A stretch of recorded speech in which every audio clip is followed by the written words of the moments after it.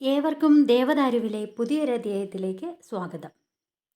മിഥുനം രാശിയിൽ നിന്ന് സൂര്യൻ കർക്കടകം രാശിയിലേക്ക് പ്രവേശിക്കുന്ന ദിവ്യ മുഹൂർത്തമാണ് കർക്കടക സംക്രമം എന്ന് പറയുന്നത്.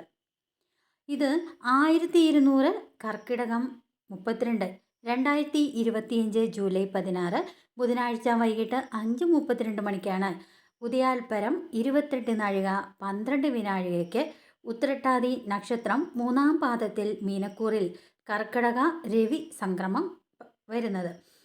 ഈ സംക്രമ സമയം മുതൽ 2:30 നാഴികയ്ക്കകം, അതായത് 1 മണിക്കൂറിനകം ഗൃഹത്തിൽ വിളക്ക് തെളിയിച്ച് ആദിത്യ സംക്രമത്തെ വരവേൽക്കുന്നവർക്ക് വരുന്ന ഒരു മാസം ഐശ്വര്യവും അഭിവൃദ്ധിയും ഉറപ്പാണ്. കർക്കടക സംക്രമം വൈകിട്ട് നടക്കുന്നതിനാൽ കർക്കടകം 1 രാമായണ മാസാരംഭം ജൂലൈ 17 വ്യാഴാഴ്ചയാണ് വരുന്നത്. കർക്കടക രവി സംക്രമം നടക്കുന്ന മീനക്കൂറുകാരായ പൂരുട്ടാതി 4, ഉത്രട്ടാതി, രേവതി നക്ഷത്രക്കാരും അഷ്ടമരാശി കൂറുകാരായ ചിത്തിര 3, 4, ചോതി, വിശാഖം 1, 2, 3 പാദ നക്ഷത്രക്കാരും ദോഷങ്ങൾ മാറാനും ഈശ്വരാനുഗ്രഹം വർദ്ധിപ്പിക്കാനും അമ്പലങ്ങളിൽ വഴിപാടുകൾ നടത്തി പ്രാർത്ഥിക്കാൻ പ്രത്യേകം ശ്രദ്ധിക്കുക. ഗോചരാൽ കർക്കടക സംക്രമ കന്നി, തുലാം, കുംഭം, ഇടവം കൂറുകാർക്ക് പൊതുവെ സത്ഫലങ്ങളാണ് നൽകുന്നത്. പക്ഷേ മേടം, മിഥുനം, കർക്കടകം, ചിങ്ങം, വൃശ്ചികം, ധനു, മകരം, കുംഭം, മീനം കൂറുകാർക്ക് വഴിപാടുകൾ കഴിപ്പിച്ച് ദോഷപരിഹാരം ചെയ്ത് ഈശ്വരാനുഗ്രഹം വർദ്ധിപ്പിക്കാനായിട്ട് പ്രത്യേകം ശ്രദ്ധിക്കുക. കർക്കടകം സംക്രമ മുഹൂർത്തം ദക്ഷിണായന പുണ്യകാലത്തിൻ്റെ ഒരു ആരംഭം കൂടിയാണല്ലോ. എല്ലാ ആരാധനകൾക്കും എന്ത് വഴിപാട് കഴിച്ചാലും ഇരട്ടി ഫലം ലഭിക്കുന്ന ഒരു മാസം കൂടിയാണ് കർക്കടക മാസം.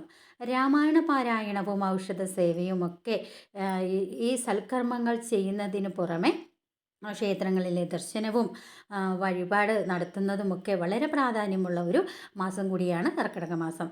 ഇനി ചില വീടുകളിൽ ശിവോതിക്ക് വയ്ക്കുക, അതായത് ശ്രീ ഭഗവതിയെ പ്രത്യേകം കൂടി വെച്ച് വിളക്ക് വയ്ക്കുന്ന ഒരു ചടങ്ങ് ചില വീടുകളിലുണ്ട്.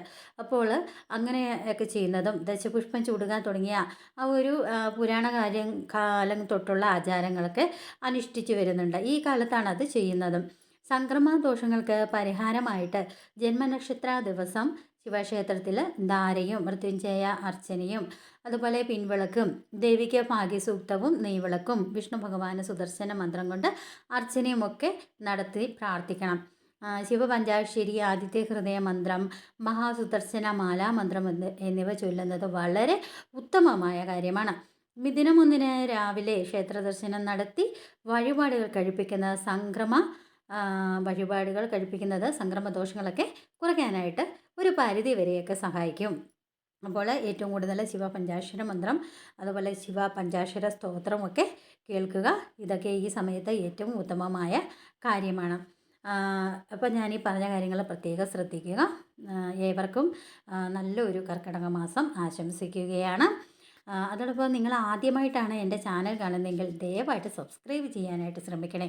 അതോടൊപ്പം ഞാനിടുന്ന ഓരോ വീഡിയോയും നിങ്ങൾക്ക് ലഭിക്കുന്നതിനായിട്ട് ബെല്ലൈക്കൺ കൂടി ഒന്ന് സ്പർശിക്കുക. അടുത്തൊരു പുതിയ അധ്യായത്തിൽ വരും വരെ നന്ദി, നമസ്കാരം.